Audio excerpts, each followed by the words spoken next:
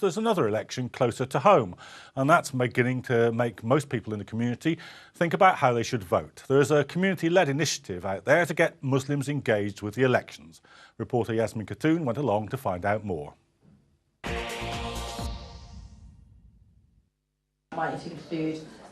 Sitting for dinner in Brick Lane isn't normally a political affair. But last night in East London, varied groups from within the Muslim community came together to encourage Muslim voter participation. You Elect, a non-profit and independent Muslim grassroots initiative, organised the event. The evening aimed to promote voter registration and political engagement with the support of community leaders. We're all part of this society, we work within society, and we're a valuable part of the society, and our voice is extremely, extremely important. And if we don't come forward and put our voice together, we will really lose out as a community. So I think it's extremely important that Muslims really stand up and be counted, really.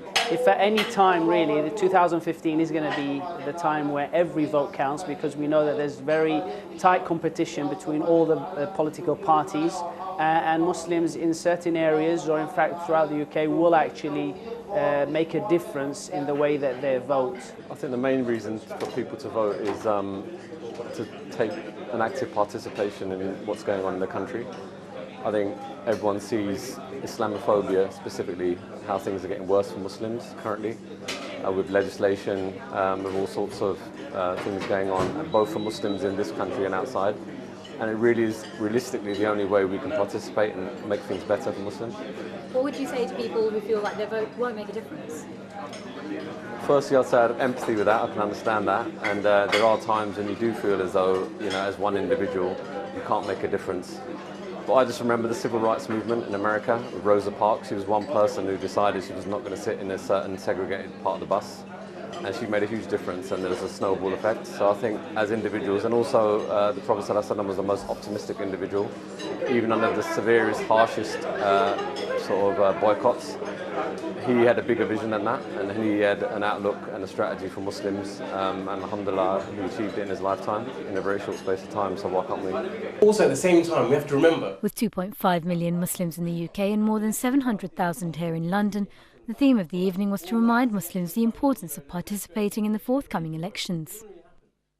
Education, foreign policy or Islamophobia, will the Muslim vote in London be able to make any difference? Yasmin Khatun, The Report. Well, that was the second of our pre-election reports, and we'll be running one every week, so look out for the next one in the coming week. And now joining me to discuss some of what we saw about the different campaigns to get voters out in London is the Secretary General of the Muslim Council of Britain in London, Dr. Shuja Shafi. Welcome to the programme. Dr. Shafi, no doubt this is admirable. Does it work? Yes, I think it works. It has worked in the past, but we've got to try and make it even better. And it is important, therefore we have to certainly do our best. Muslims are in large numbers, there are significant numbers, and they do have a voice, and we should make that particular voice heard, and this is the best way of doing it. It's a democratic country, we have those rights, we must exercise them.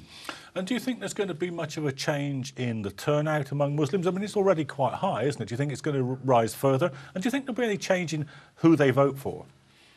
I think what we are really doing as a Muslim Council of Britain, we don't have any partisan views, but we just want to encourage people so that they come out, participate, and we want to help them to make an informed choice, which means that we would encourage them to first of all find out what those issues are which affect the community as a whole, the society as a whole, as well as being Muslims, what are the issues that will affect particularly Muslims, and take those into account, and then we use their franchise.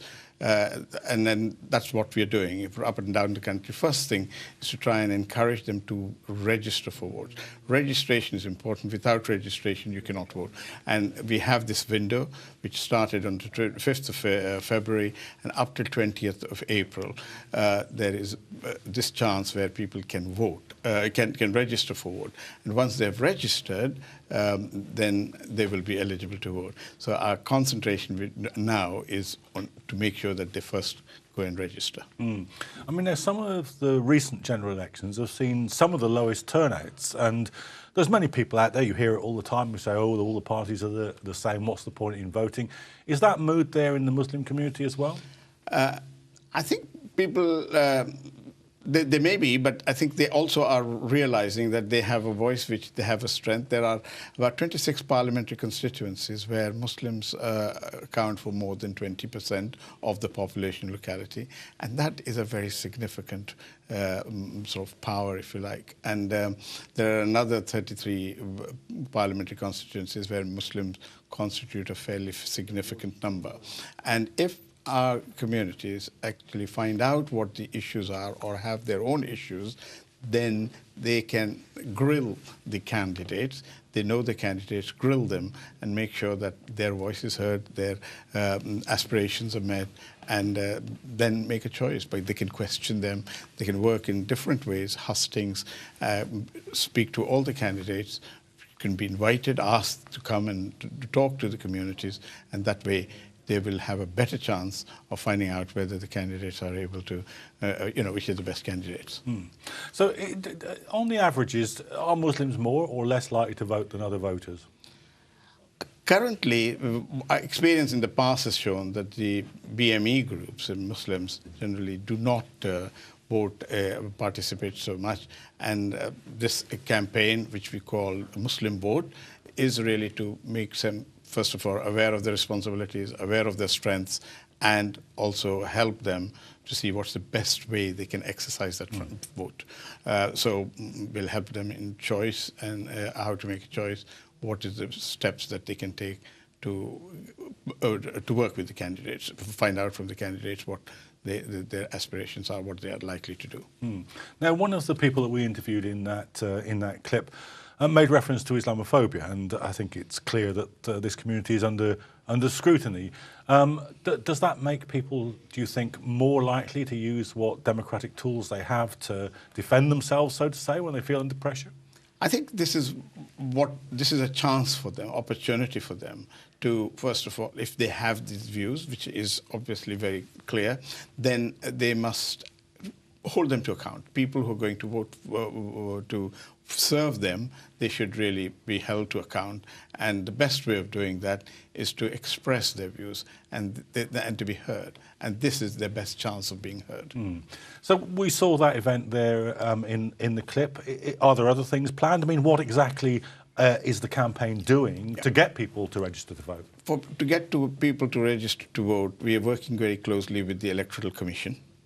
And because their interest would be to make sure that as many people as possible participate in the voting system. We're also working with other minority groups and other civil societies where, like Citizens UK, the Hindu-Sikh Foundation, and so that people can actually encourage each other, talk about it, and then make the decision, and also trying to find out, to tell them how they can vote, because it's simple. It doesn't take much long to do that, and these are the things that will help.